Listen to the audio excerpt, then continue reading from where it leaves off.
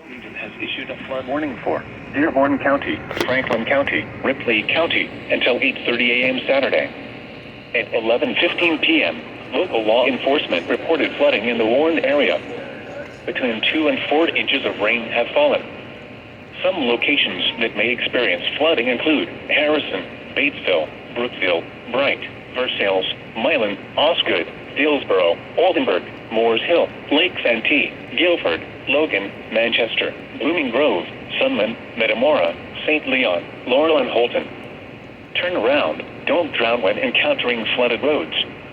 Most flood deaths occur in vehicles. To report flooding, go to our website at weather.gov/ILN and submit your report via social media when you can do so safely.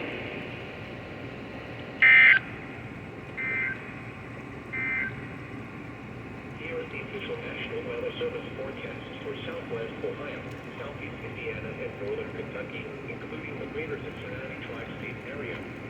Overnight, showers and scattered thunderstorms late this evening, then showers and thunderstorms likely. Some thunderstorms may produce heavy rainfall late this evening. Lows around 70. Southwest winds around 5 miles an hour. Chance of